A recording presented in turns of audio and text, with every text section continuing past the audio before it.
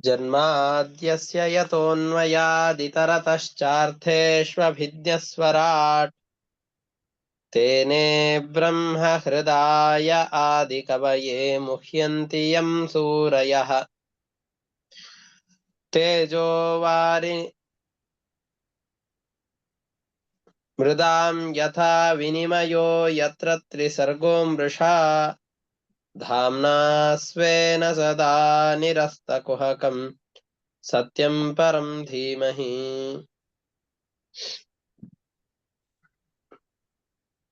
निगमकल्पतरोर्गलितं फलं शुकमुखादमृतद्रवसंयुतम् पिबत भागवतं रसमालयं मुहुरहो रसिकाः भुवि भावुकाः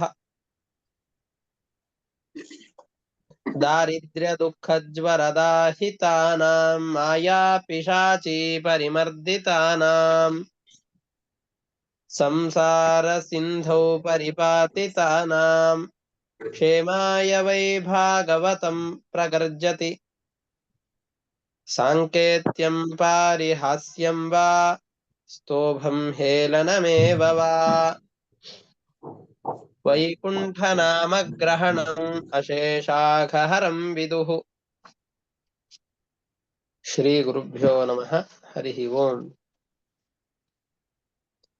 ಇಲ್ಲಿಯವರೆಗೆ ರಘುಗಣರಾಜನ ಪ್ರಶ್ನೆಗಳಿಗೆ ಜಡಭರತ ಉತ್ತರವನ್ನು ಕೊಡ್ತಾ ತನ್ನ ಉತ್ತರದ ಉಪಸಂಹಾರವನ್ನ ಮಾಡ್ತಾ ಇದ್ದಾನೆ. ಇಷ್ಟೆಲ್ಲ ಉಪದೇಶ ಕೊಟ್ಟಿದ್ದೇನೆ, ಇಷ್ಟಾದ ಮೇಲೆ ನಮ್ಮೆಲ್ಲರಿಗೂ ಒಂದು ಪ್ರಶ್ನೆ ಬರುತ್ತೆ.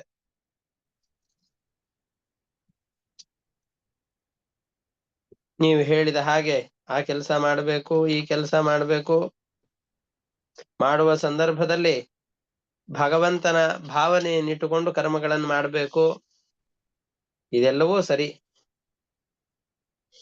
ಆದರೆ ಈ ರೀತಿಯಾಗಿ ಪರಮಾತ್ಮನಿದ್ದಾನೆ ಅಂತ ತಿಳಿದುಕೊಳ್ಳುವ ಬಗೆ ಹೇಗೆ? ಯಾಕೆ ಅಂತಂದ್ರೆ ನಾವು ಎಷ್ಟು ವರ್ಷಗಳ ಕಾಲ ಪ್ರಯತ್ನವನ್ನು ಪಡ್ತಾ ಇದ್ರು, ಆ ರೀತಿಯಾದಂತಹ ಜ್ಞಾನ ನಮಗ್ ಬರ್ತಾ ಇಲ್ಲಲ್ಲ. ಅಂತಹ ಜ್ಞಾನ ನಮ್ಮಲ್ಲಿ ಮೂಡಬೇಕು ಅಂತಂದ್ರೆ ನಾವು ಯಾವ ಪ್ರಯತ್ನವನ್ನು ಮಾಡಬೇಕು, ನಮ್ಮ ಯಾವ ಪ್ರಯತ್ನದಿಂದಾಗಿ ಪರಮಾತ್ಮನನ್ನ ಈ ರೀತಿಯಾಗಿ ಒಲಿಸಿಕೊಳ್ಳಿಕ್ಕೆ ಸಾಧ್ಯವಾಗ್ತದೆ ಅಂತ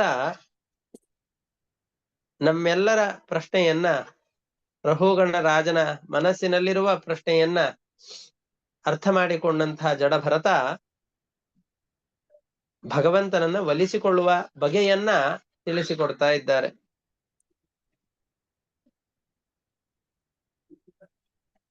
ನಮಗೆ ಯಾವುದೋ ಒಂದು ಸರ್ಕಾರಿ ಕೆಲಸ ಆಗ್ಬೇಕಾಗಿರುತ್ತೆ, ಅಥವಾ ದೊಡ್ಡ ಸ್ಥಾನದಲ್ಲಿರುವಂತಹ ಯಾವುದೋ ವ್ಯಕ್ತಿಗಳ ಕಡೆಯಿಂದ ಒಂದಿಷ್ಟು ಕೆಲಸ ಆಗ್ಬೇಕಾಗಿರುತ್ತೆ. ಅದಕ್ಕೆ ಅಂತ ಒಂದಿಷ್ಟು ಲಂಚವನ್ನು ಕೊಟ್ಬಿಟ್ವಿ ಅಂತಾದ್ರೆ ಅವ್ರು ನಮ್ ಕೆಲಸ ಮಾಡಿಕೊಟ್ಬಿಡ್ತಾರೆ. ಹಾಗಾಗಿ ನಮ್ಮ ಸಮೀಪದಲ್ಲಿ ದುಡ್ಡಿದೆ, ನಮ್ ಕೆಲಸ ಆಗತ್ತೆ ತಗೋ ಅಂತ ಹೇಳ್ತೇವೆ. ಅಥವಾ ಇವ್ರು ನಮ್ ಸಂಬಂಧಿಗಳು, ಅವ್ರಿಗೆ ಹೇಳ್ಬಿಟ್ರೆ ನಮ್ ಕೆಲಸ ಮುಗಿದು ಹೋಗ್ಬಿಡತ್ತೆ. ಇವ್ರು ನಮಗ್ ತುಂಬಾ ಆತ್ಮೀಯರು, ಇವ್ರಿಗೆ ಹೇಳಿದ್ರೆ ನಮ್ ಕೆಲಸ ಆದ ಹಾಗೆ. ನನ್ನ ತಲೆಯಲ್ಲಿ ಬಹಳ ಜ್ಞಾನದ ಭಂಡಾರ ಇದೆ, ಏನ್ ಆಪತ್ತುಗಳು ಬಂದರೂ ಕೂಡ ನಾನು ಪರಿಹಾರ ಮಾಡಿಕೊಳ್ತೇನೆ, ಹೀಗೆ ಅಂತ ನಾವು ಕೆಲವೊಂದಿಷ್ಟನ್ನ ಕಷ್ಟಗಳು ಬಂದಾಗ, ನಮ್ಮ ಕೆಲಸಗಳಾಗ್ಬೇಕಾದಾಗ ಯೋಚನೆ ಮಾಡಿ ನಮ್ಮ ಕೆಲಸಗಳನ್ನ ಪೂರೈಸಿಕೊಳ್ಳೋದನ್ನ ನಾವು ಗಮನಿಸಿರ್ತೇವೆ. ಆದರೆ ಈ ಭಗವಂತನ ಜ್ಞಾನವನ್ನು ಪಡಿಲಿಕ್ಕೆ ಅಂತ ಯಾವ ಮಾರ್ಗ ಇದೆ? ಜ್ಞಾನವನ್ನು ಪಡಿಲಿಕ್ಕೂ ಕೂಡ ಮಾರ್ಗಗಳನ್ನ ಹೇಳಿದ್ದಾರೆ. ಗುರು ಶುಶ್ರೂಷೆಯ ವಿದ್ಯಾ, ವಿದ್ಯೆಯನ್ನು ಪಡಿಲಿಕ್ಕಿರುವಂತಹ ಮಾರ್ಗಗಳು ಒಟ್ಟು 3. ಚೆನ್ನಾಗಿ ಗುರುಗಳ ಶುಶ್ರೂಷೆಯನ್ನು ಮಾಡಬೇಕು, ಗುರುಗಳ ಸೇವೆಯನ್ನು ಮಾಡಬೇಕು. ಗುರುಕುಲದ ಶಿಕ್ಷಣ ಪದ್ಧತಿಯಲ್ಲಿ ಈ ಅವಕಾಶ ಇತ್ತು. ಶಿಷ್ಯರ ಬಳಿಯಲ್ಲಿ ಏನೂ ಇರ್ಲಿಲ್ಲ, ಅಥವಾ ಎಲ್ಲ ಇದ್ರೂ ರಾಜನ ಮಕ್ಕಳಾಗಿದ್ರೂ ಕೂಡ ಅವ್ರು ಬಂದು ಗುರುಕುಲ ವಾಸವನ್ನೇ ಮಾಡಬೇಕು, ಗುರುಗಳ ಮನೆಯ ದನಗಳನ್ನೇ ಕಾಯ್ಬೇಕು, ಗುರುಗಳ ಅನುಗ್ರಹವನ್ನು ಪಡೆದ ಬಳಿಕ ವಿದ್ಯೆ ಅವರಿಗೆ ಒಲಿತಾ ಇತ್ತು. ಅದರ ಮುಖಾಂತರವಾಗಿ ಜೀವನವನ್ನು ನಡೆಸ್ತಾ ಇದ್ರು. ಹಾಗಾಗಿ ಅವರಿಗೆ ಗುರು ಶುಶ್ರೂಷೆಯ ವಿದ್ಯೆ, ಗುರುಗಳ ಶುಶ್ರೂಷೆಯಿಂದಾಗಿ ವಿದ್ಯೆ. ನಿಷ್ಕಲೇನ ಧನೇನವ, ನಮ್ಮ ಹತ್ರ ಈಗಿನ ಶಾಲಾ ಶಿಕ್ಷಣಗಳು ಹೇಗಿದೆಯೋ ಹಾಗೆ ನಿಷ್ಕಲೇನ ಧನೇನ, ಯಥೇಷ್ಟವಾಗಿ ದುಡ್ಡನ್ನು ಕೊಡೋದು, ನಮಗೆ ಯಾವ ಕೋರ್ಸ್ ಬೇಕು ಅಂತ ಅನಿಸತ್ತೋ ಆ ಕೋರ್ಸ್ಗಳಲ್ಲಿ ಮಕ್ಕಳನ್ನ ಸೇರಿಸೋದು, ಡೊನೇಷನ್ ಕೊಡೋದು, ಆ ಮಕ್ಕಳಿಗೆ ವಿದ್ಯೆಯನ್ನು ಕಲಿಸೋದು. ಅಥವಾ ವಿದ್ಯೆಯ ವಿದ್ಯೆ, ನಾವು ಒಂದು ವಿದ್ಯೆಯನ್ನು ಹೇಳಿಕೊಟ್ಟು ಅವರಿಂದ ಮತ್ತೊಂದು ವಿದ್ಯೆಯನ್ನು ಪಡೆದುಕೊಳ್ಳೋದು.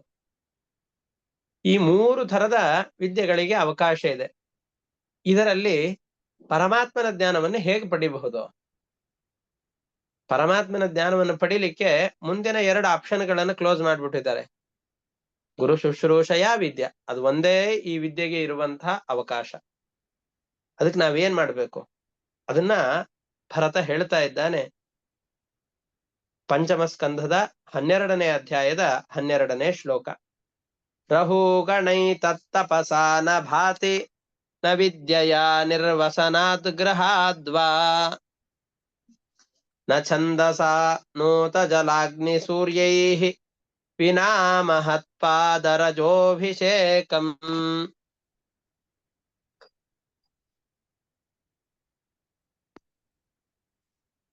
ರಹುಗಣ ಏತತ್ ತಪಸಾ ನ ಭಾತಿ. ಪರಮಾತ್ಮನನ್ನ ನಮ್ಮ ತಪಸ್ಸಿನ ಪ್ರಭಾವದಿಂದಾಗಿ ಒಲಿಸಿಕೊಂಡು ಬಿಡ್ತೇವೆ. ನಮ್ಮ ಯಾವ ತಪಸ್ಸಿಗೂ ಪರಮಾತ್ಮ ಒಲಿಯೋದಿಲ್ಲ. ಅಂದ್ರೆ ತಪಸ್ಸಿಗೆ ಒಲಿಯೋದಿಲ್ಲ ಅಂದ್ರೆ ಎಷ್ಟೋ ಜನ ತಪಸ್ಸನ್ನು ಮಾಡಿಕೊಂಡು ಒಲಿಸಿಕೊಂಡಿದ್ದಾರಲ್ಲ ಅಂತ ಅನ್ಬಹುದು. ಆ ತಪಸ್ಸಿನ ಅಹಮಿಕೆ ಯಾರಿಗಿರುತ್ತೋ, ಅಹಂಕಾರ ಬುದ್ಧಿ ಯಾರಿಗಿರುತ್ತೋ ಅವ್ರಿಗೆ ಒಲಿಯೋದಿಲ್ಲ. ಆ ತಪಸ್ಸಿನ ಹಿಂದ್ಗಡೆಯಲ್ಲೂ ಕೂಡ ಭಗವಂತನಲ್ಲಿ ವಿಶೇಷವಾದ ಭಕ್ತಿ ಇರಬೇಕು. ಭಗವದ್ ಭಕ್ತರ ಸಂಘದಿಂದಾಗಿ ಆ ಜ್ಞಾನ ಬಂದದ್ದಾಗಿರ್ಬೇಕು. ಧ್ರುವರಾಜ, ಅವನಿಗೆ ಹಿಂದ್ಗಡೆಯಲ್ಲಿ ತಾಯಿ ಮತ್ತು ನಾರದರ ಉಪದೇಶವಿತ್ತು. ಪ್ರಹ್ಲಾದ ರಾಜ, ಅವನಿಗೂ ಕೂಡ ಗರ್ಭಾವಸ್ಥೆಯಲ್ಲಿಯೇ ನಾರದರು ಬಂದು ಕೊಟ್ಟಂತಹ ಗುಹ್ಯವಾದ ಪರಮಾತ್ಮನ ತತ್ವಜ್ಞಾನವೆಂಬಂತಹ ದೊಡ್ಡ ಸಹಾಯಕವಾದದ್ದಿತ್ತು. ಅವನು ವಿಶೇಷವಾಗಿ ಭಗವದ್ಭಕ್ತರ ಸೇವೆಯನ್ನು ಮಾಡಿದವನಾಗಿದ್ದ. ಅದಿಲ್ಲದೇನೆ ಸಾವಿರಾರು ವರ್ಷಗಳ ಕಾಲ ತಪಸ್ಸನ್ನು ಮಾಡಿದೆ, ತಪಸ್ಸಿನಿಂದ ಪರಮಾತ್ಮ ಸಂತುಷ್ಟನಾಗಿ ಫಲಗಳನ್ನು ಕೊಟ್ಟರು. ಅನಿತ್ಯವಾದ ಸಾಂಸಾರಿಕವಾದ ದೇಹನಾಶವಾಗುವವರೆಗೂ ಮಾತ್ರ ಇರುವಂತಹ ಕ್ಷಣಿಕ ಭೋಗಗಳನ್ನ ಪರಮಾತ್ಮ ಕೊಡಬಹುದಷ್ಟೇ ಹೊರತಾಗಿ ತನ್ನನ್ನ ತಾನು ಕೊಡಬೇಕು ಅಂತಾದ್ರೆ, ಮೋಕ್ಷವನ್ನ ಅಥವಾ ಭಗವಂತನ ತತ್ವಜ್ಞಾನ ಸಿಗಬೇಕು ಅಂತಾದ್ರೆ, ಮಹಾಜ್ಞಾನಿ ಇದ್ದೇನೆ, ದೊಡ್ಡ ತಪಸ್ಸನ್ನು ಮಾಡ್ತಾ ಇದ್ದೇನೆ, ನನಗೆ ಸಿಕ್ಬಿಡ್ತಾನೆ, ಹಾಗಿಲ್ಲ. ಇಲ್ಲಿ ತಪಸ್ಸು ಬೇಡ ಅನ್ನೋ ಅಭಿಪ್ರಾಯ ಅಲ್ಲ, ತಪಸ್ಸು ಬೇಕೇ ಬೇಕು. ಮುಂದೆ ಹೇಳೋದು ಯಾವುದು ಬೇಡ ಅಂತ ಅಭಿಪ್ರಾಯ ಅಲ್ಲ, ಆದ್ರೆ ಕೊನೆಗೆ ಹೇಳುವುದರ ಜೊತೆಯಲ್ಲಿ ಇದೆಲ್ಲವೂ ಬೇಕು ಅಂತ ಅರ್ಥ. ರಹುಗಣ ಏತತ್ ತಪಸಾ ನ ಭಾತಿ ನ ಯಾತಿ. ತಪಸ್ಸಿನಿಂದಾಗಿ ಈ ಪರಮಾತ್ಮನನ್ನ ನಾನು ಪೂರ್ತಿ ತಿಳಿದು ಬಿಡ್ತೇನೆ ಅಂತ ಹೇಳಲಿಕ್ಕೆ ಸಾಧ್ಯ ಇಲ್ಲ. ನ ವಿದ್ಯೆಯ, ನಾನು ಬಹಳ ಗ್ರಂಥಗಳನ್ನು ಓದಿದ್ದೇನೆ, ಶಾಸ್ತ್ರಗಳನ್ನು ಓದಿದ್ದೇನೆ, ನನಗೆ ಅರ್ಥ ಆಗೋಯ್ತು, ನನಗೆ ತಿಳಿಯದೇ ಇರುವ ಶಾಸ್ತ್ರಗಳೇ ಇಲ್ಲ. ಜಗತ್ತಿನಲ್ಲಿ ಯಾವುದೇ ವಿದ್ಯೆಗಳನ್ನು ಕೇಳಿದರೂ ನಾನು ಅದನ್ನ ಹೇಳಿಬಿಡ್ತೇನೆ. ಈ ವಿದ್ಯೆಯ ಮದ ಇದ್ದವನಿಗೆ ಪರಮಾತ್ಮ ತಿಳಿಯಲಾರ. ಆ ವಿದ್ಯೆಯ ಪ್ರಭಾವದಿಂದಾಗಿ ಲೌಕಿಕವಾದ ಮಾನ್ಯತೆಯನ್ನ ಇವನು ಗಳಿಸಿಕೊಳ್ಳಬಹುದೇ ಹೊರತಾಗಿ ಪರಮಾತ್ಮನನ್ನ ತನ್ನ ಹೃದಯದಲ್ಲಿ ತಂದು ನಿಲ್ಲಿಸಿಕೊಳ್ಳಿಕ್ಕೆ ಸಾಧ್ಯವಿಲ್ಲ. ನಿರ್ವಸನಾದ್ ಗ್ರಹಾದ್ವಾ. ಅದರಲ್ಲೂ ನವಿದ್ಯೆಯ ಅನ್ನೋದಕ್ಕೆ ತುಂಬಾ ಚೆನ್ನಾಗಿ ಒಂದು ಕೆಳಗಡೆ ವ್ಯಾಖ್ಯಾನದಲ್ಲಿ ಕೊಡ್ತಾರೆ. ಬರೀ ವಿದ್ಯೆ ಅಂತಂದ್ರೆ ಒಳ್ಳೆ ತತ್ವಜ್ಞಾನದಿಂದಾಗಿ ಖಂಡಿತ ಭಗವಂತನನ್ನು ತಿಳಿದುಕೊಳ್ಳಬಹುದು. ಆದ್ರೆ ಗುರು ಮುಖಾಂತರವಾಗಿ, ಗುರುಗಳ ಉಪದೇಶ ಪೂರ್ವಕವಾಗಿ ಬರದೇ ಇರುವಂತಹ ಯಾವ ವಿದ್ಯೆ ಇದೆಯೋ, ಸತ್ಸಂಪ್ರದಾಯ ಅಂತ ಪಾಠವನ್ನು ಹೇಳುವಂತಹ ಜನರ ಒಂದು ಸಂಪ್ರದಾಯ ಇರುತ್ತೆ. ಕೆಲವೊಂದಿಷ್ಟು ವಾಕ್ಯಗಳಿಗೆ ಮೇಲ್ನೋಟಕ್ಕೇನೋ ಅರ್ಥ ಕಾಣುತ್ತೆ. ಸಂಪ್ರದಾಯವನ್ನು ಬಲ್ಲಂತಹ ಗುರುಗಳಿಗೆ ಮಾತ್ರ ಆ ವಾಕ್ಯಗಳಿಗೆ ಯಾವ ಅರ್ಥವನ್ನು ಹೇಳಬೇಕು ಅಂತ ಗೊತ್ತಿರುತ್ತೆ. ನಾ ಹಿಂದೆ ಅನೇಕ ಬಾರಿ ಒಂದು ದೃಷ್ಟಾಂತವನ್ನು ಕೊಟ್ಟಿದ್ದೇನೆ. ಒಬ್ಬ ವೈದ್ಯ ಇದ್ದ. ವೈದ್ಯನಿಗೆ ಮಗ ಇದ್ದ ಒಬ್ಬ ವೈದ್ಯ. ಆ ಊರಿನಲ್ಲಿ ಪ್ರಸಿದ್ಧನಾದಂತಹ ರೋಗಗಳನ್ನ ಪರಿಹಾರ ಮಾಡುವ ಔಷಧಗಳನ್ನು ಕೊಡ್ತಾನೆ ಅಂತ ಪ್ರಸಿದ್ಧಿಯನ್ನು ಪಡೆದವನಾಗಿದ್ದ. ಆ ವೈದ್ಯ ಎಲ್ಲ ಕಡೆಯಲ್ಲಿ ಸಂಚಾರ ಮಾಡ್ತಾ ಇರ್ತಾನೆ. ಆ ಸಂದರ್ಭದಲ್ಲಿ ಇವನ ಮನೆಗೆ ಒಬ್ಬವನು ಬಂದಾಗ ಅವನಿಗೆ ಜ್ವರವಿತ್ತು. ಪುಸ್ತಕವನ್ನು ತೆಗೆದ. ಜ್ವರ ಬಂದಾಗ ಏನ್ ಮಾಡ್ಬೇಕು ಅಂತ ನೋಡಿದ. ಕಿವಿಯನ್ನ ಕತ್ತರಿಸಿ ಬೆನ್ನಿನ ಭಾಗಕ್ಕೆ ಬೆಂಕಿಯನ್ನು ಕೊಡಬೇಕು ಅಂತ ಅದರಲ್ಲಿ ಬರೆದಿತ್ತು. ಕಿವಿಯನ್ನು ಕತ್ತರಿಸಿದ, ಬೆನ್ನಿನ ಭಾಗಕ್ಕೆ ಕಾದ ಕಬ್ಬಿಣದಿಂದ ಬರೆಯನ್ನು ಕೊಟ್ಟ. ಇದೇ ನಿನ್ನ ಔಷಧ, ಹೋಗು ಅಂತ ಕಳಿಸ್ದ. ಯಾಕೆ ಅಂತಂದ್ರೆ ಜ್ವರವನ್ನ ಹೇಳುವ ಸಂದರ್ಭದಲ್ಲಿ, ಜ್ವರಕ್ಕೆ ಪರಿಹಾರವನ್ನು ಹೇಳುವ ಸಂದರ್ಭದಲ್ಲಿ ಪುಸ್ತಕದಲ್ಲಿ ಈ ವೈದ್ಯವನ್ನು ಬರೆದಿದ್ದಾರೆ, ಈ ಔಷಧವನ್ನು ಬರೆದಿದ್ದಾರೆ, ಕೊಟ್ಟಿದ್ದಾನವನು. ತಂದೆ ಬಂದಾಗ ಈ ರೀತಿಯಾಗಿ ಮಾಡಿದೆ ಅಂತ ಹೇಳ್ತಾನೆ. ತಂದೆ ಚೆನ್ನಾಗಿ ಬೈತಾರೆ ಇವನಿಗೆ. ನೀನು ವಾಕ್ಯವನ್ನ ನೋಡಿದ್ದಿ, ಯಾವ ಪ್ರಕರಣದಲ್ಲಿ ಬಂದಿದೆ ಅಂತ ನೋಡಿದೆಯೋ? ಪಶುಗಳಿಗೆ ಜ್ವರ ಬಂತು ಅಂತ ಆದ್ರೆ ಆ ಪಶುಗಳ ಜ್ವರವನ್ನು ಪರಿಹಾರ ಮಾಡ್ಲಿಕ್ಕೋಸ್ಕರವಾಗಿ ದನಗಳಿಗೆ, ಕೋಣಗಳಿಗೆ, ಎಮ್ಮೆಗಳಿಗೆ ಜ್ವರ ಬಂತು ಅಂತಂದ್ರೆ ಅವಾಗ ಈ ಔಷಧವನ್ನು ಪ್ರಯೋಗ ಮಾಡಬೇಕು, ಮನುಷ್ಯರಿಗೆ ಈ ಔಷಧವನ್ನು ಕೊಡೋದಲ್ಲ ಅಂತ ಹೇಳ್ತಾರೆ. ನಮಗೆ ಕನ್ನಡ ಭಾಷೆ ಬರುತ್ತೆ, ಕನ್ನಡದಲ್ಲಿ ಬೇಕಾದಷ್ಟು ಗ್ರಂಥಗಳಿವೆ, ಓದುತ್ತೇವೆ, ಓದಿದಾಗ ಅರ್ಥವಾಗಿ ಬಿಡುತ್ತೆ. ಆ ಗ್ರಂಥಗಳನ್ನ ಕನ್ನಡ ಭಾಷೆಯಲ್ಲಿ ತರ್ಜುಮೆ ಮಾಡಿದ ವ್ಯಕ್ತಿಗಳು ಯಾರಿರ್ತಾರೋ ಅವರು ಆ ಗ್ರಂಥಗಳ ಪೂರ್ಣವಾದ ಸಂಸ್ಕೃತದ ವ್ಯಾಖ್ಯಾನಗಳನ್ನು ಓದಿ ಅದರ ಮೂಲದಲ್ಲಿ ಇದನ್ನು ಬರೆದಿರ್ತಾರೆ. ನಾವು ಓದುವಾಗ ಅವರ ವ್ಯಾಖ್ಯಾನವಿಲ್ಲದೇನೆ ಸುಮ್ಮನೆ ಓದ್ಬಿಟ್ವಿ ಅಂತಂದ್ರೆ ಅವರ ಅಭಿಪ್ರಾಯವೇ ಒಂದಿರುತ್ತೆ, ನಾವು ಅರ್ಥ ಮಾಡಿಕೊಂಡಿದ್ದೇ ಒಂದಿರುತ್ತೆ. ಹಾಗಾಗಿ ನಮ್ಮ ಬುದ್ಧಿ ಸಾಮರ್ಥ್ಯದಿಂದ ಗ್ರಂಥಗಳನ್ನು ಓದಿ ಅದರ ಆಳ ಅಗಲವನ್ನು ತಿಳಿದು ಬಿಡುತ್ತೇನೆ ಅಂತ ಹೇಳಬಾರದು. ಇದು ಈ ವಾಕ್ಯದ ಅಭಿಪ್ರಾಯ. ನ ವಿದ್ಯೆಯ ನಿರ್ವಸನಾತ್ ಗೃಹಾದ್ವಾ. ನಾ ಸನ್ಯಾಸಿ ಆಗಿ ಹೋಗ್ಬಿಡ್ತೇನೆ, ಜೀವನದಲ್ಲಿ ವಿರಕ್ತನಾಗಿದ್ದುಕೊಂಡು ಕಾಡಿನಲ್ಲಿ ಹೋಗಿ ತಪಸ್ಸನ್ನು ಮಾಡ್ತೇನೆ, ಅಥವಾ ಸನ್ಯಾಸ ಜೀವನವನ್ನು ನಡೆಸ್ತೇನೆ, ವಿರಕ್ತನಾಗಿ ಜೀವನವನ್ನು ನಡೆಸಿದ್ರಿಂದ ಪರಮಾತ್ಮನ ಅನುಗ್ರಹವಾಗಿ ದೊಡ್ಡ ಫಲ ಸಿಗತ್ತೆ, ಅದರಿಂದಲೂ ಸಾಧ್ಯವಿಲ್ಲ. ನಿರ್ವಸನಾತ್ ಗೃಹಾದ್ವಾ. ಗೃಹಸ್ಥಾಶ್ರಮದಲ್ಲಿ ದೊಡ್ಡ ಸಾಧನೆಯನ್ನು ಮಾಡ್ತಾ ಇದ್ದೇನೆ, ಅನೇಕ ಯತಿಗಳಿಗೆ ಭಿಕ್ಷೆಯನ್ನು ಮಾಡಿಸ್ತಾ ಇದ್ದೇನೆ, ನನ್ನ ಕೈಲಾದಷ್ಟು ವ್ರತ ದಾನಾದಿಗಳೆಲ್ಲವನ್ನು ಮಾಡ್ತಾ ಇದ್ದೇನೆ, ನನಗೆ ಫಲ ಸಿಗತ್ತೆ, ಆ ಥರವೂ ಇಲ್ಲ. ನ ಛಂದಸ ನೋತ ಜಲಾಗ್ನಿ ಸೂರ್ಯೈಹಿ ವಿನಾ ಮಹತ್ಪಾದ ರಜೋಭಿಷೇಕಂ. ಸೂರ್ಯದೇವರನ್ನ, ಅಗ್ನಿದೇವರನ್ನ, ಚಂಡಿಯನ್ನ, ಚಾಮುಂಡಿಯನ್ನ, ಕಾಳಿಯನ್ನ ವಿಶೇಷವಾಗಿ ಉಪಾಸನೆ ಮಾಡ್ತಾ ಇದ್ದೇನೆ.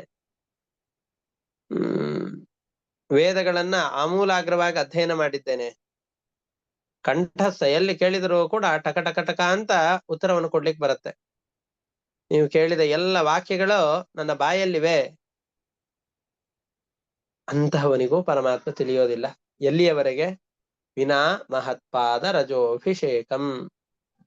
ಯಾರಾದ್ರೂ ಸಜ್ಜನರು ಸಿಕ್ಕಿದ್ದಾರೆ ಅಂತಾದರೆ ಅವರ ಪಾದದ ಧೂಳಿಯನ್ನ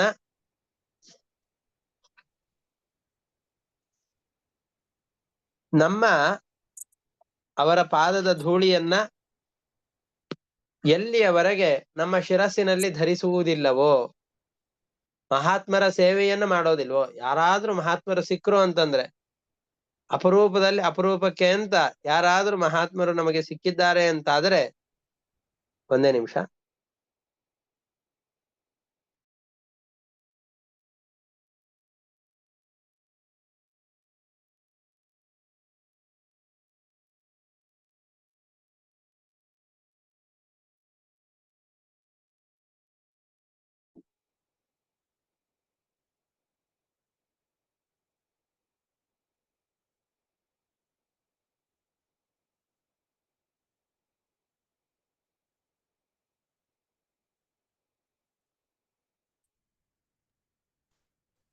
ವಿನಾ ಮಹತ್ಪಾದ ರಜೋಭಿಷೇಕಂ. ಮಹಾತ್ಮರ ಸಂಪರ್ಕವಾಗದೇನೆ, ಮಹಾತ್ಮರ ಸನ್ನಿಧಿಯಲ್ಲಿ ಇರದೇನೆ, ಕುಗ್ರಾಮ ವಾಸ ಕುಜನಸ್ಯ ಸೇವಾ. ಕುಗ್ರಾಮ ವಾಸ ಅಂತಂದ್ ಹೇಳಿದ್ರೆ ಯಾವುದೋ ಬಹಳ ಬಡವಾದ ಹಳ್ಳಿಯಲ್ಲಿದ್ದೇವೆ, ಬರೀ ದುರ್ಜನರೇ ನಮ್ ಪೂರ್ತಿಯಾಗಿ ಸುತ್ತಕೊಂಡಿದ್ದಾರೆ ಅಂತಾದ್ರೆ ಅದು ಮನುಷ್ಯನ ಉನ್ನತಿಗೆ ಕಾರಣ ಅಲ್ಲ. ಅಂತಹ ಊರನ್ನ, ಆ ಜನರ ಸಹವಾಸವನ್ನು ಬಿಟ್ಟು ಬಿಡಬೇಕು ಅಂತ ಶಾಸ್ತ್ರ ಹೇಳುತ್ತೆ. ಇಲ್ಲಿ ಕುಗ್ರಾಮ ಅಂತಂದ್ರೆ ಯಾವ್ದು ಕುಗ್ರಾಮ ಇಲ್ಲ, ಎಲ್ಲವೂ ಒಳ್ಳೆ ಧನದ ಸಂಪತ್ತಿನಿಂದ ಬಲಿಷ್ಠವಾದದ್ದೇ ಇದೆ. ಆದ್ರೆ ಇಲ್ಲಿ ಕುಗ್ರಾಮ ಅಂತಂದ್ರೆ ಎಲ್ಲಿ ದೈವಿಕವಾದ ಕಾರ್ಯಗಳಾಗೋದಿಲ್ವೋ, ನಾಸ್ತಿಕರೇ ಬಹಳವಾಗಿ ಇರುವಂತಹ ಊರುಗಳು ಯಾವ್ದಿದೆಯೋ ಅದನ್ನ ಕುಗ್ರಾಮ ಅಂತ ಕರೀತಾರೆ. ಕುಗ್ರಾಮ ವಾಸಃ. ಅಂತಹ ಸ್ಥಳದಲ್ಲಿ ಯಾವ ಮಹಾತ್ಮರೂ ನಮಗೆ ಸಿಗೋದಿಲ್ಲ ಅಂತ ಆದ್ರೆ, ನಮಗೆ ಈ ಎಲ್ಲ ಊರಿನಲ್ಲಿ ಎಲ್ಲಿದ್ರೂ ಸಿಗ್ತಾರೆ. ಮಹಾತ್ಮರ ಉಪದೇಶಗಳನ್ನ ನಾವು ಮೊಬೈಲ್ ನಲ್ಲಿ ತೆಗೆದ್ವಿ ಅಂತಂದ್ರೆ ಎಂತೆಂತಹ ಜ್ಞಾನಿಗಳ ಉಪದೇಶಗಳೆಲ್ಲವೂ ಕೂಡ ಬೆರಳ ತುದಿಯಲ್ಲಿ ನಮಗೆ ಸಿಕ್ಬಿಡತ್ತೆ. ಅಂತಹ ಮಹಾತ್ಮರ ಮಾತುಗಳನ್ನ ಕಿವಿಯಾರ ಕೇಳದ ಹೊರತು, ಸಜ್ಜನರ ಸಾಮೀಪ್ಯವನ್ನ ಅನುಭವಿಸದ ಹೊರತು, ಆ ಸಜ್ಜನರ ಜೀವನ ಶೈಲಿಯನ್ನು ನೋಡಿ ಅದರಿಂದ ಅರಿಯದ ಹೊರತು, ನಾವು ಎಷ್ಟು ತಪಸ್ಸನ್ನ ಮಾಡಿದರೂ ನಾನೇ ದೊಡ್ಡ ತಪಸ್ವಿ ಅನ್ನುವ ಭಾವನೆಯಿಂದಾಗಿ ನಮ್ಮ ಕರ್ಮಗಳೆಲ್ಲವೂ ಸೋರಿ ಹೋಗಿಬಿಡತ್ತೆ. ನಾನು ಮಹಾವಿದ್ಯೆಯನ್ನು ಬಲ್ಲವನು ಅನ್ನುವ ಅಹಂಕಾರ ನಮ್ಮಲ್ಲಿ ಮೂಡಿತು ಅಂತಾದರೆ, ಆ ಗುರುಗಳ ಉಪದೇಶದಿಂದಾಗಿ ಆ ಜ್ಞಾನವನ್ನು ಪಡೆಯಲಿಲ್ಲ ಅಂತಾದರೆ, ವೇದಗಳ ಅಧ್ಯಯನವನ್ನು ಮಾಡಿದ್ದೇನೆ, ಎಲ್ಲ ದೇವತೆಗಳ ಉಪಾಸನೆಯನ್ನು ಮಾಡ್ತಾ ಇದ್ದೇನೆ, ಆದರೆ ಉಪಾಸನೆಯನ್ನು ಯಾವ ರೀತಿಯಾಗಿ ಮಾಡಬೇಕು, ಅಧ್ಯಯನವನ್ನು ಯಾವ ರೀತಿಯಾಗಿ ಮಾಡಬೇಕು ಅಂತ ತಿಳಿಸಿಕೊಡುವ ಗುರುಗಳ ಸಂಪರ್ಕ ನಮ್ಮಲ್ಲಿ ಇಲ್ಲ ಅಂತಾದ್ರೆ ಇದೆಲ್ಲವೂ ಕೂಡ ವ್ಯರ್ಥವಾಗಿ ಹೋಗತ್ತೆ. ಹಾಗಾಗಿ ವಿನಾ ಮಹತ್ಪಾದ ರಜೋಭಿಷೇಕಂ. ಮಹಾತ್ಮರ ಪಾದ ಧೂಳಿ ನಮ್ಮ ತಲೆ ಮೇಲೆ ನಿರಂತರವಾಗಿರ್ಬೇಕು. ಪಾದ ಧೂಳಿ ನಿರಂತರವಾಗಿರ್ಬೇಕು ಅಂತಂದ್ರೆ ನಾವು ಆ ಮಹಾತ್ಮರಿರುವಂತಹ ಸ್ಥಳದಲ್ಲಿ ವಾಸ ಮಾಡ್ಬೇಕು. ನಮ್ಮ ಊರಿನ ಸಮೀಪದಲ್ಲಿ ಬಿದರಹಳ್ಳಿ ಅಂತ ಒಂದು ಕ್ಷೇತ್ರ ಇದೆ. ಮಹಾ ಸಾಧಕರ ಕ್ಷೇತ್ರ ಅದು. ತೀರ್ಥ ಪ್ರಬಂಧದಲ್ಲಿ ವಾದಿರಾಜ ಗುರುಸಾರ್ವಭೌಮರು ಆ ಬಿದರಹಳ್ಳಿ ಕ್ಷೇತ್ರದ ಬಗೆಗೆ 5-6 ಶ್ಲೋಕಗಳಿಂದ ವರ್ಣನೆಯನ್ನು ಮಾಡಿದ್ದಾರೆ. ಅದ್ಭುತವಾದ ಪವಿತ್ರವಾದಂತಹ ಕ್ಷೇತ್ರ. ಆದರೆ ಈಗ ಯಾರೂ ಇರೋದಿಲ್ಲ. ಕೆಲವೊಂದಿಷ್ಟು ಆ ಥರದ ಪ್ರದೇಶಗಳಿರುತ್ತೆ. ಆದರೆ ಆ ಕ್ಷೇತ್ರದಲ್ಲಿಯೇ ಯಾವುದೋ ಒಂದು ವಿಧವಾದಂತಹ ಒಂದು ಆ ದೇವತೆಗಳ ಸನ್ನಿಧಾನದಿಂದಾಗಿ, ಆ ಪ್ರದೇಶದ ಮಹಿಮೆಯಿಂದಾಗಿ ನಮ್ಮ ಮನಸ್ಸು ಸ್ವಚ್ಛವಾಗತ್ತೆ. ಈ ಥರದ್ ಒಂದಲ್ಲ, ಈ ಥರದ ಅನೇಕ ಪ್ರದೇಶಗಳನ್ನ ತೀರ್ಥ ಪ್ರಬಂಧದಲ್ಲಿ ವಾದರಾಜ ಗುರುಸಾರ್ವಭೌಮರು ನಿರೂಪಣೆ ಮಾಡಿದ್ದಾರೆ. ಅನೇಕ ಸ್ಥಳಗಳ ಸಂದರ್ಶನವನ್ನು ಮಾಡಬೇಕು. ದೇವತೆಗಳ ದರ್ಶನದಿಂದಾಗಿ, ಆ ತೀರ್ಥಕ್ಷೇತ್ರಗಳ ಪ್ರವಾಸದಿಂದಾಗಿ, ಆ ನದಿಗಳ ಸ್ನಾನದಿಂದಾಗಿ ಮನಸ್ಸಿನ ಪರಿಶುದ್ಧಿ ಆಗ್ತದೆ. ಅಂತಹ ಮಹಾತ್ಮರು ಜನಿಸಿದ, ಮಹಾತ್ಮರು ಸಾಧನೆ ಮಾಡಿದಂತಹ ಸ್ಥಳಗಳು ಮಂತ್ರಾಲಯ ಕ್ಷೇತ್ರ, ರಘುತ್ತಮ ತೀರ್ಥರಿರುವಂತಹ ತಿರುಕೊಯಿಲ್ಲೂರು ಅಥವಾ ಮಳಖೇಡ ಕ್ಷೇತ್ರಗಳು, ನವವೃಂದಾವನ ಮಹಾಜ್ಞಾನಿಗಳು ವಾಸ ಮಾಡಿದಂತಹ ಸ್ಥಳ ತಿರುಪತಿ, ಅನೇಕ ದೇವಾಲಯಗಳಿರುವಂತಹ ಕ್ಷೇತ್ರಗಳು ಅಂತ ಯಾವ್ದಿದೆಯೋ ಅಲ್ಲಿಗೆಲ್ಲ ಹೋದ್ವಿ ಅಂತಂದ್ ಹೇಳಿದ್ರೆ ಜನರನ್ನು ನೋಡಿದಾಗ ನಮ್ಮಲ್ಲೂ ಕೂಡ ಭಕ್ತಿಯ ಉದ್ರೇಕವಾಗತ್ತೆ. ಅದಕ್ಕೆ ಅನೇಕ ದಾಸರ ಪದ್ಯಗಳಲ್ಲಿ ಪರಮಾತ್ಮನನ್ನ ಸ್ತೋತ್ರ ಮಾಡ್ಬೇಕಾದ್ರೆ, ಪರಮಾತ್ಮ ನಿನ್ನ ದರ್ಶನಕ್ಕೋಸ್ಕರ ನಾ ಈ ಪ್ರದೇಶಕ್ಕೆ ಬಂದವನಲ್ಲ, ನಿನ್ನ ಭಕ್ತರನ್ನ ನೋಡ್ಲಿಕ್ಕೆ ಅಂತ ಈ ಪ್ರದೇಶಗಳಿಗೆ ಬಂದಿದ್ದೇನೆ ಅಂತ. ಯಾಕೆ ಭಗವಂತನನ್ನ ನೋಡ್ಲಿಕ್ಕೆ ತಿರುಪತಿಗೆ ಹೋಗ್ಬೇಕೇನ? ಎಲ್ಲ ಕಡೆಯಲ್ಲಿರುವಂತಹ ಪರಮಾತ್ಮ ತಿರುಪತಿಯಲ್ಲಿಯೇ ನೋಡ್ಬೇಕು ಅಂತ ಏನಿದೆ? ಹಾಗಾಗಿ ತಿರುಪತಿಗೆ ನಾನು ಬರೋದು ನಿನ್ನನ್ನು ನೋಡ್ಬೇಕು ಅಂತಲ್ಲ, ನಿನ್ನ ಎಷ್ಟು ಜನ ಭಕ್ತರೆಲ್ಲ ಇಲ್ಲಿ ಸೇರಿದ್ದಾರಲ್ಲ, ಲಕ್ಷೋಪಲಕ್ಷ ಸಂಖ್ಯೆಯಲ್ಲಿ ಇಲ್ಲೆಲ್ಲ ಸೇರಿದ್ದಾರಲ್ಲ, ಅವರ ದರ್ಶನಕ್ಕೋಸ್ಕರವಾಗಿ ಬಂದಿದ್ದೇನೆ ಅಂತ ದಾಸಶ್ರೇಷ್ಠರೆಲ್ಲರೂ ಕೂಡ ಕೊಂಡಾಡ್ತಾ ಇದ್ದಾರೆ. ಅವರೆಲ್ಲರೂ ಹೇಳ್ಬೇಕಾದ್ರೆ ಸಜ್ಜನರ ಸಂಘವನ್ನ ನಮಗೆ ಕೊಟ್ಟು ಸಲಹು ಅಂತ ಪರಮಾತ್ಮನನ್ನ ಪ್ರಾರ್ಥನೆ ಮಾಡ್ತಾರೆ. ಹಾಗೆ ಸಜ್ಜನರ ಸಹವಾಸ, ಸಜ್ಜನರ ಉಪದೇಶಗಳು ನಿರಂತರವಾಗಿ ನಮಗೆ ಕೇಳುವಂತೆ ಮಾಡುವಂತ ಆ ಪರಮಾತ್ಮನಲ್ಲಿ ಪ್ರಾರ್ಥನೆ ಮಾಡಬೇಕು. ಆ ಮಹಾತ್ಮರ ಸಂಘ ಇಲ್ಲದ ಹೊರತು ನಾವು ಮಾಡಿದ ಎಲ್ಲ ಸಾಧನಗಳು ಕೂಡ ಶೂನ್ಯ ಅಂತ ಕರೆಸಿಕೊಳ್ಳುತ್ತವೆ. ಮಹಾತ್ಮರ ಉಪದೇಶಗಳು ಎಲ್ಲಿ ನಿರಂತರವಾಗಿ ನಡೀತಾ ಇರುತ್ತೋ, ಯತ್ರೋತ್ತಮ ಶ್ಲೋಕ ಗುಣಾನುವಾದಃ ಪ್ರಸ್ತೂಯತೆ ಗ್ರಾಮ್ಯ ಕಥಾ ವಿಘಾತಃ ನಿಷೇವ್ಯಮಾಣೋನು ದಿನಂ ಮುಮುಕ್ಷೋಃ ಮತಿಂ ಸತಿಂ ಯಚ್ಛತಿ ವಾಸುದೇವೇ. ನಮಗೆ ಪರಮಾತ್ಮನಲ್ಲಿ ದೃಢವಾದ ನಿಶ್ಚಯವನ್ನು ತಂದುಕೊಡೋದು ಯಾವುದು? ಗ್ರಾಮ್ಯ ಕಥಾ ವಿಘಾತಃ.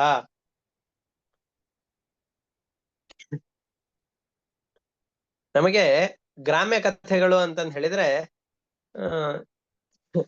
ನಿಮ್ಮ ಮನೆಯಲ್ಲಿ ಏನಾಯ್ತು, ನಮ್ಮ ಮನೆಯಲ್ಲಿ ಏನಾಯ್ತು, ನಿನ್ನೆ ಆ ಸೀರಿಯಲ್ ಅಲ್ಲಿ ಏನಾಯ್ತು, ಈ ತರದ ಲೌಕಿಕವಾದಂತಹ ಮಾತುಗಳು ಎಲ್ಲಿ ಅತಿಶಯವಾಗಿ ಇರುತ್ತೋ ಅಂತಹ ಕಥೆಗಳಿಂದ ವಿಮುಖವಾಗಿ ನಮ್ಮನ್ನು ಮಾಡುವಂತಹ.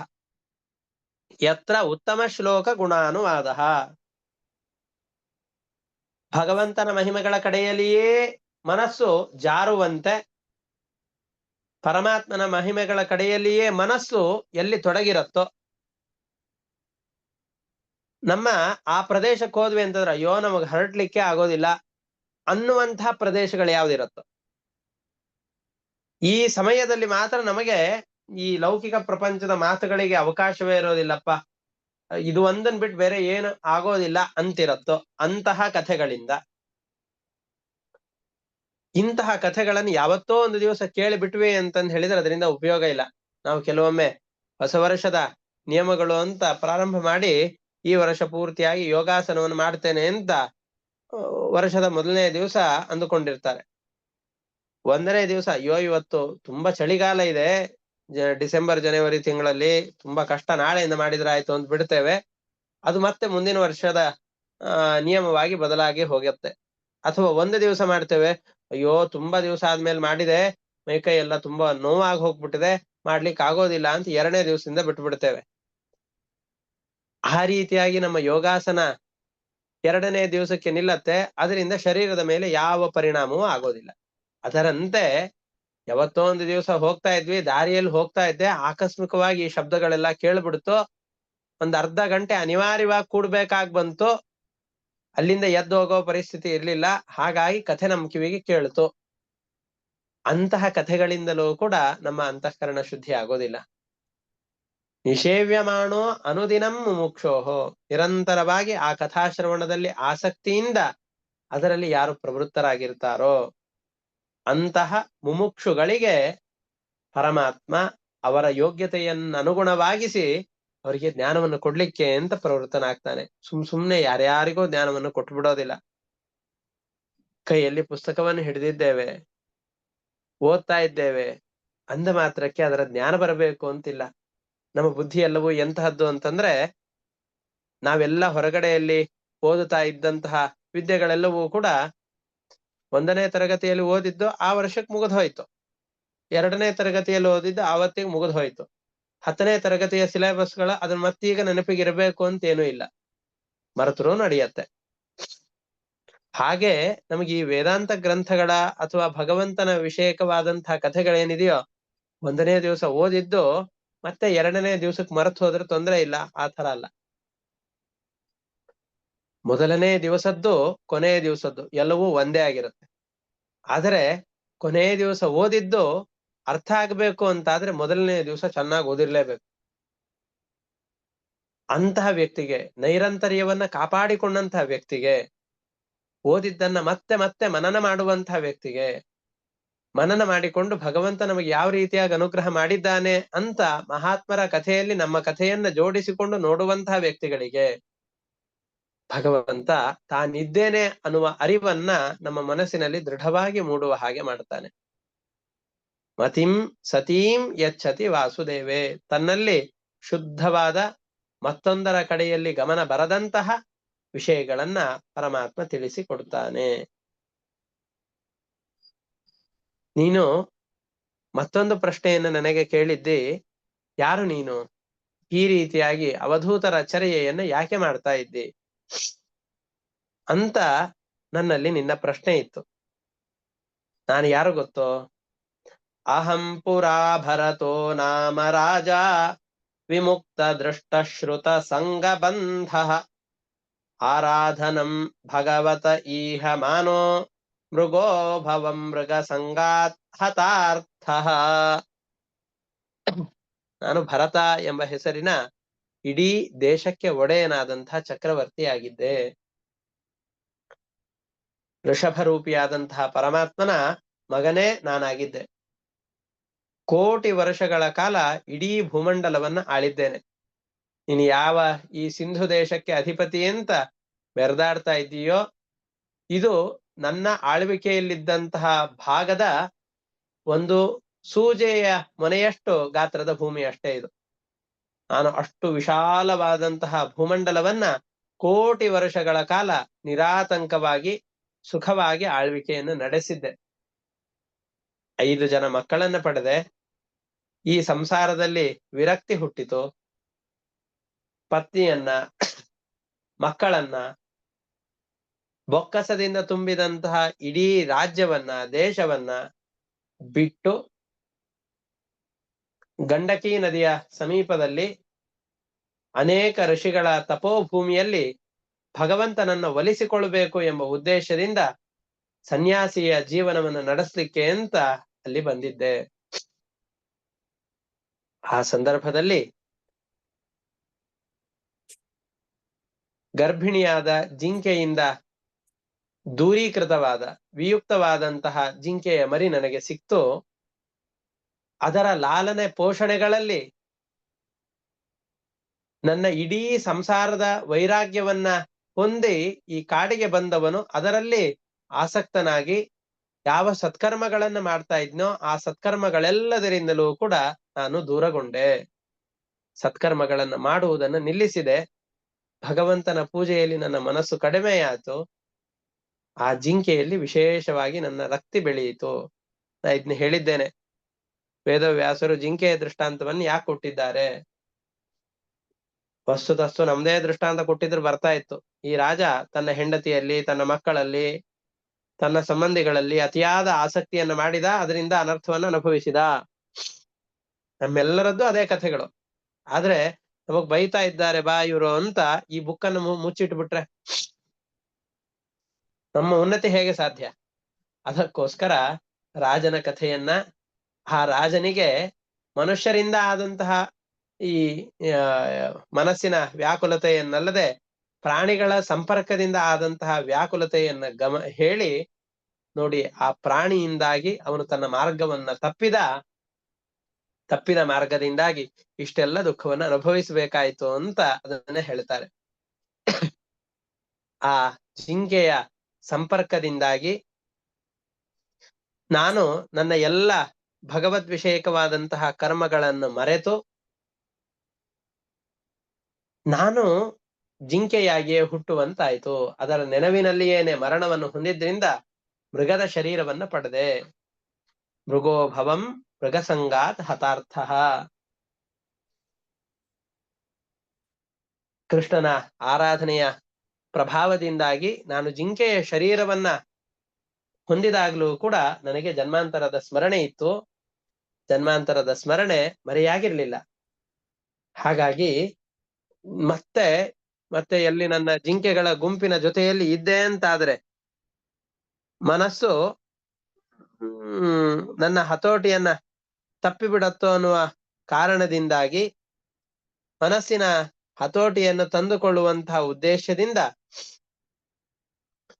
ನಾನು ನನ್ನ ಎಲ್ಲ ಜಿಂಕೆಗಳ ಸಂಬಂಧಿಗಳಿಂದ ವಿಯುಕ್ತನಾಗಿ ದೂರ ಪ್ರದೇಶಕ್ಕೆ ಬಂದು ಮತ್ತೆ ಆ ಗಂಡಕಿ ನದಿಯ ತೀರದಲ್ಲಿಯೇ ವಾಸವಾಗಿದ್ದುಕೊಂಡು ಅಲ್ಲಿಯೇ ಮರಣವನ್ನು ಹೊಂದಿ ಮತ್ತೆ ಈಗ ಬ್ರಾಹ್ಮಣನ ಮಗನಾಗಿ ಹುಟ್ಟಿದ್ದೇನೆ. ಬ್ರಾಹ್ಮಣನ ಮಗನಾಗಿ ಹುಟ್ಟಿದಂತಹ ನನಗೆ ಒಂದು ಮತ್ತೆ ಈ ವ್ಯಕ್ತಿಗಳ ಸಂಪರ್ಕದಿಂದಾಗಿ ಮತ್ತೆ ನಮ್ಮ ತಂದೆಗೆ ಏನಾದ್ರೂ ನಾ ಒಳ್ಳೆ ಬುದ್ಧಿವಂತ ಇದ್ದೇನೆ ಅಂತ ಗೊತ್ತಾದ್ರೆ ಇವ್ರ ಜೊತೆಯಲ್ಲಿಯೇನೆ ನನ್ನನ್ನು ಸೇರಿಸಿ ಬಿಡ್ತಾನೆ, ಮತ್ತೆ ಮದುವೆ ಮಕ್ಕಳು ಅಂತ ಈ ರೀತಿಯಾಗಿ ಅದರಲ್ಲೇ ಮುಳುಗಿ ಬಿಟ್ಟೇನು ಅನ್ನುವ ಭಾವನೆಯಿಂದಾಗಿ ನಾನು ಅವರಿಂದ ದೂರವಾಗಿ ಮೂಢನಂತೆ, ಅಜ್ಞನಂತೆ, ಅವಧೂತ ವೇಷದಿಂದ ಸಂಚಾರ ಮಾಡ್ತಾ ಇದ್ದೇನೆ ಅಂತ ತನ್ನ ಪರಿಚಯವನ್ನ ರಘುಗಣರಾಜನಿಗೆ ತನ್ನ ಹುಟ್ಟಿದಾರಭ್ಯ ಮೊದಲನೇ ಬಾರಿಗೆ ಒಬ್ಬನಿಗೆ ತನ್ನ ಪರಿಚಯವನ್ನ ಹೇಳಿಕೊಳ್ಳುತ್ತಾ ಇದ್ದಾನೆ. ಸಾಮಾಂ ಸ್ಮೃತಿ ಮೃಗದೇಹೇಪಿ ವೀರ ಕೃಷ್ಣಾರ್ಚನ ಪ್ರಭವ ನೋಜಹಾತಿ. ಜ್ಞಾನಿಗಳಾದವರಿಗೆ ತಾವು ಒಮ್ಮೆ ತಪ್ಪನ್ನು ಮಾಡಿರ್ತಾರೆ, ಆ ತಪ್ಪಿನ ಪ್ರಭಾವದಿಂದ ಶಿಕ್ಷೆಯನ್ನು ಅನುಭವಿಸಿರ್ತಾರೆ. ನಾವು ಮಾಡಿದ ತಪ್ಪಿನ ಕಲ್ಪನೆ ಮನಸ್ಸಿನಿಂದ ಹೋಗತ್ತೆ. ಮತ್ತೊಮ್ಮೆ ತಪ್ಪನ್ನು ಮಾಡಬೇಕಾದ್ರೆ ಇದು ತಪ್ಪು, ನಾವು ಇಲ್ಲಿ ತಪ್ತಾ ಇದ್ದೇವೆ, ಎಡವುತ್ತಾ ಇದ್ದೇವೆ ಅನ್ನುವ ಬುದ್ಧಿ ನಮಗ್ ಬರೋದಿಲ್ಲ. ಆದ್ರೆ ಜ್ಞಾನಿಗಳಿಗೆ ಒಮ್ಮೆ ತಮ್ಮಿಂದ ಯಾವ ವಿಷಯದಲ್ಲಿ ತಪ್ಪಾಗಿದೆಯೋ ಅಲ್ಲಿ ಮತ್ತೊಮ್ಮೆ ಎಡವಬಾರದು, ಹಗಲು ಕಂಡ ಬಾವಿಯಲ್ಲಿ ರಾತ್ರಿ ಬೀಳಬಾರದು ಅಂತ ಚೆನ್ನಾಗಿ ಅವರು ವಿಚಾರ ಮಾಡಿ ಬದುಕ್ತಾ ಇರ್ತಾರೆ. ಕೃಷ್ಣನ ಪೂಜೆಯ ಫಲದ ರೂಪವಾಗಿ ಜನ್ಮಾಂತರದ ಸ್ಮರಣೆ ಎಲ್ಲವೂ ನನಗಿತ್ತು. ಮೃಗದ ಶರೀರದಲ್ಲಿ ಇದ್ದಾಗಲೂ ಆ ಸ್ಮರಣೆ ಇದ್ದದ್ರಿಂದ ಸಂಬಂಧಿಗಳ ಅತಿಯಾದ ಒಲವಿಗೆ ನಾನು ಪಾತ್ರನಾಗ್ಲಿಲ್ಲ, ಅವರ ಜೊತೆಯಲ್ಲಿ ಹೆಚ್ಚಿಗೆ ಸಂಘವನ್ನು ಮಾಡ್ಲಿಲ್ಲ. ಈಗ ಮತ್ತೆ ಬ್ರಾಹ್ಮಣನ ಕುಮಾರನಾಗಿ ಹುಟ್ಟಿದ್ದೇನೆ. ಅಥೋ ಅಹಂ ಜನಸಂಗಾದ್ ವಿಮುಕ್ತ ವಿಶಂಕಮಾನಃ ಅವಧೂತಶ್ಚರಾಮಿ. ಯಾರಾದ್ರೂ ಒಬ್ರು ಬಂದು ನನ್ನ ಯೋಗ ಮಾರ್ಗದಿಂದ ದೂರೀಕರಿಸಿ ಬಿಟ್ಟಾರು ಅನ್ನುವಂತಹ ಭಾವನೆಯಿಂದ ಯಾವಾಗ್ಲೂ ಎಲ್ಲ ಜನರಿಂದಲೂ ಕೂಡ ವಿಯುಕ್ತನಾಗಿ ದೂರ ದೂರದಲ್ಲಿಯೇ ಏಕಾಂತವಾಗಿ ಯಾವ ಜನರ ಕಣ್ಣಿಗೂ ಬೀಳದಂತೆ ಹುಚ್ಚರ ಹಾಗೆ, ಮೂಕನ ಹಾಗೆ, ಕಿವುಡನ ಹಾಗೆ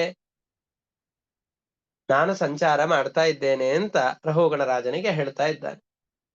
ಹಾಗಾಗಿ ನಾವ್ ಏನ್ ಮಾಡ್ಬೇಕು, ನಮ್ಮೆಲ್ಲರಿಗೆ ಕೊನೆಗೆ ಒಂದು ಉಪದೇಶವನ್ನು ಕೊಡ್ತಾ ಇದ್ದಾನವನು. ಇದಾದ್ಮೇಲೆ ಒಳ್ಳೆ ಅದ್ಭುತವಾದ ಕಥೆಯನ್ನು ಹೇಳ್ತಾನೆ.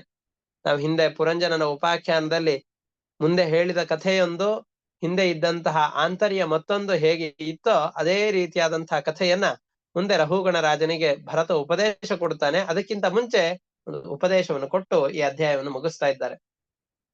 ತಸ್ಮಾನ್ನರೋ ಸಂಗ ಸುಸಂಗ ಜಾತ ಜ್ಞಾನಾಸಿ ನೈವೇಹ ವಿವೃಕ್ಣ ಸಂಗ ಹರಿಂ ತದೀಹಾ ಕಥನ ಶ್ರುತಾಭ್ಯಾಂ ಲಬ್ಧ ಸ್ಮೃತಿರ್ಯಾತ್ಯತಿ ಪಾರಮಧ್ವನಃ. ಅದರಿಂದ ಜೀವ ಸಂಸಾರದಲ್ಲಿ ಆಸಕ್ತಿ ಎಂಬ ಹಗ್ಗದಿಂದ ಗಟ್ಟಿಯಾಗಿ ಕಟ್ಟಲ್ಪಟ್ಟಿದ್ದಾನೆ. ಜೀವನನ್ನ ಚೆನ್ನಾಗಿ ಹಗ್ಗಗಳು ಕಟ್ಟಿಬಿಟ್ಟಿವೆ. ಯಾವ ಎರಡು ನಮ್ಮನ್ನ ಕಟ್ಟಿ ಹಾಕಿವೆ? ಸಂಸಾರದಲ್ಲಿ ಅತಿಶಯವಾದಂತಹ ಆಸಕ್ತಿ ನಮ್ಮನ್ನ ದೂರವೆಲ್ಲಿಯೂ ಹೋಗಲಾರದಂತೆ ಬಿಗಿಯಾಗಿ ಕಟ್ಟಿ ಹಾಕಿವೆ.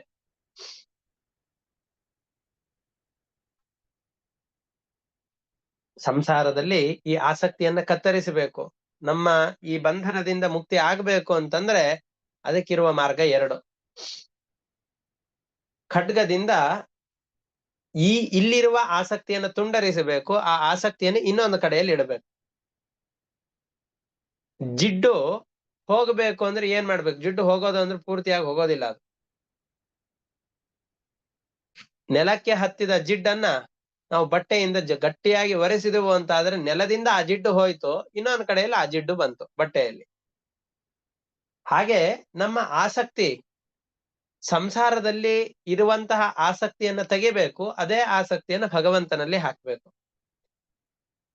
ನಮಗೆ ಭಗವಂತನಲ್ಲಿರುವ ವೈರಾಗ್ಯವನ್ನ, ಸತ್ಕರ್ಮಗಳಲ್ಲಿರುವ ವೈರಾಗ್ಯವನ್ನ ಅಳಿಸಿ ವಿಷಯ ಪದಾರ್ಥದಲ್ಲಿ ಆ ವೈರಾಗ್ಯ ಮೂಡುವಂತೆ ಮಾಡಬೇಕು. ನಮಗೆ ಪೂರ್ತಿ ವಿಪರೀತವಾಗಿದೆ. ವಿಷಯ ಪದಾರ್ಥಗಳಲ್ಲಿ ಭಕ್ತಿ, ಭಗವಂತನಲ್ಲಿ ವೈರಾಗ್ಯ. ಹಾಗಲ್ಲ, ಭಗವಂತನಲ್ಲಿ ಭಕ್ತಿ, ಭಗವಂತನಲ್ಲಿ ಅನುರಕ್ತಿ, ಭಗವಂತನಲ್ಲಿ ಆಸಕ್ತಿ, ವಿಷಯ ಪದಾರ್ಥಗಳಲ್ಲಿ ತಕ್ಕ ಮಟ್ಟಿನ ವಿರಕ್ತಿ. ಅತಿಯಾದ ವಿರಕ್ತಿ ನಮಗೆಲ್ಲ ದಿಢೀರಂತದ್ದು ಸಾಧ್ಯವಿಲ್ಲ. ಇರುವಾಗ ಎಲ್ಲವನ್ನ ಅನುಭವಿಸಿ, ಇಲ್ಲದೆ ಇರುವಾಗ ಅದಕ್ಕೆ ಹಲಬದೇನೆ ಇದ್ದದ್ರಲ್ಲಿ ತೃಪ್ತನಾಗಿರ್ಬೇಕು. ನಾವು ಮೈಸೂರಿನ ಅರಮನೆಯನ್ನು ನೋಡ್ಲಿಕ್ಕೆ ಅಂತ ಹೋಗ್ತೇವೆ. ಎಷ್ಟು ಭವ್ಯವಾಗಿದೆ, ಎಷ್ಟು ಚೆನ್ನಾಗಿದೆ ಅಂತ ನೋಡ್ತೇವೆ. ಅಲ್ಲಿರುವ ಬಂಗಾರದ ಅಂಬಾರಿಯನ್ನು ನೋಡ್ತೇವೆ, ಆನೆಯ ದಂತದ ಚೇರುಗಳನ್ನು ನೋಡ್ತೇವೆ. ಕೋಲ್ಕತ್ತಾ ಮ್ಯೂಸಿಯಂಗಳಲ್ಲಿ ಆನೆಯ ದಂತದಿಂದ ಮಾಡಿದಂತಹ ಚೇರುಗಳು, ಟೀಪಾಯಿಗಳು, ಮಂಚ ಇವೆಲ್ಲವೂ ಇದೆ. ಎಷ್ಟು ಅದ್ಭುತವಾಗಿದೆ, ಎಷ್ಟು ಸಿರಿವಂತರಾದಂತಹ ಕುಟುಂಬ ಇರುವುದು ಅಂತ ನೋಡ್ಕೊಂಡು ಬರ್ತೇವೆ. ಮತ್ತು ವಾಪಸ್ ಮನೆಗೆ ಬಂದಾಗ ಅದರ ಯೋಚನೆಯಲ್ಲಿ ಕೊಡಬಾರ್ದು. ನಮ್ಮ ಮನೆಯಲ್ಲಿ ಬಂದಾಗ ನಮಗೇನು ಸಿಕ್ಕಿದೆಯೋ ಆ ವೈಭೋಗಕ್ಕೆ, ಆ ಸುಖಕ್ಕೆ ಇಷ್ಟೇ ನಮಗೆ ಸಾಕು ಅಂತ ಅದರಲ್ಲಿ ತೃಪ್ತಿಯನ್ನು ಕಾಣೋದೇನಿದೆ ಅಲ್ಲ, ಇದೇ ವಿರಕ್ತಿ. ಇಲ್ಲದೆ ಇರುವುದರ ಬಗೆಗೆ ಆಸಕ್ತಿಯನ್ನ ತಾಳದೇನೆ ಇದ್ದದರಲ್ಲಿ ತೃಪ್ತಿಯನ್ನ ಕಾಣುವುದೇ ನಿಜವಾದ ವಿರಕ್ತಿ. ಅಂತಹ ವಿರಕ್ತಿಯಿಂದಾಗಿ, ಭಗವಂತನಲ್ಲಿ ಭಕ್ತಿಯಿಂದಾಗಿ ನಮಗೆ ಕಟ್ಟಿದಂತಹ ಸಂಸಾರದ ಕಟ್ಟನ್ನ ಬಿಡಿಸಿ ನಿರಂತರವಾಗಿ ಏನಾದ್ರೂ ಮಾಡಿ ಭಗವಂತನ ಚರಿತ್ರೆಗಳನ್ನ ನಿರಂತರವಾಗಿ ಕೇಳ್ತಾ ಹೇಳ್ತಾ ನಮಗ್ ಬರುವಂತಹ ಒಂದು 4 ಸ್ತೋತ್ರಗಳನ್ನ ಹೇಳ್ತಾ ಅದರಿಂದ ಪುಣ್ಯವನ್ನು ಸಂಪಾದನೆ ಮಾಡಿದೆವು ಅಂತಾದ್ರೆ ಭಗವಂತನ ಅನುಗ್ರಹದಿಂದಾಗಿ ಭಗವಂತನ ಸಾಮೀಪ್ಯವನ್ನು ಪಡೆಯಬಹುದು ಅಂತ. ಇಂತಹ ಭಗವಂತನ ಸಾಮೀಪ್ಯವನ್ನು ಪಡೆದಂತಹ ಅನೇಕ ದಾಸಶ್ರೇಷ್ಠರಿದ್ದಾರೆ. ಕನ್ನಡದ ಇತಿಹಾಸದಲ್ಲಿ ನಾವೆಲ್ಲರೂ ಬಹಳ ಪುಣ್ಯವನ್ನು ಮಾಡಿದವರು. ಅನೇಕ ಜನ ದಾಸಶ್ರೇಷ್ಠರು ಬಂದಿದ್ದಾರೆ. ಪುರಂದರದಾಸರು, ವಿಜಯದಾಸರು, ಗೋಪಾಲದಾಸರು, ಜಗನ್ನಾಥದಾಸರು. ಅದರಲ್ಲಿ ಇವತ್ತು ಗೋಪಾಲದಾಸರ ಆರಾಧನಾ ದಿವಸ. ಮಹಾಜ್ಞಾನಿಗಳು ಜಗನ್ನಾಥದಾಸರು ಅಂತ ಹರಿಕಥಾಮೃತ ಸಾರವನ್ನ, ಇಡೀ ಶಾಸ್ತ್ರಗಳ ಸಾರವನ್ನ ಹರಿಕಥಾಮೃತ ಸಾರದಲ್ಲಿ ತುಂಬಿದ್ದಾರೆ. ಅಂತಹ ಹರಿಕಥಾಮೃತ ಸಾರವನ್ನ ರಚನೆ ಮಾಡಿದಂತಹ ಜಗನ್ನಾಥದಾಸರಿಗೆ ತಮ್ಮ ಆಯುಷ್ಯವನ್ನ 40 ವರ್ಷಗಳಷ್ಟು ಕಾಲ ದಾನ ಮಾಡಿದವರು. ಮಾಡಿದ ಚಿಕ್ಕ ಅಪರಾಧದಿಂದ, ಒಂದು ಅಪರಾಧದಿಂದ ಉದರ ಬೇನೆ ಬಂದಿತ್ತು. ಆ ಉದರ ಬೇನೆಯಿಂದಾಗಿ ಬಹಳ ಸಂಕಟವನ್ನು ಅನುಭವಿಸುವ ಸಂದರ್ಭದಲ್ಲಿ ವಿಜಯದಾಸರ ಆದೇಶದಂತೆ ಗೋಪಾಲದಾಸರ ಬಳಿಯಲ್ಲಿ ಬಂದು ಗೋಪಾಲದಾಸರಿಂದಾಗಿ 40 ವರ್ಷಗಳಷ್ಟು ಕಾಲ ಅವರ ಆಯುಷ್ಯವನ್ನ ಇವರಿಗೆ ದಾನ ಮಾಡಿದ್ದಾರೆ, ಜಗನ್ನಾಥದಾಸರಿಗೆ ದಾನ ಮಾಡಿದ್ದಾರೆ.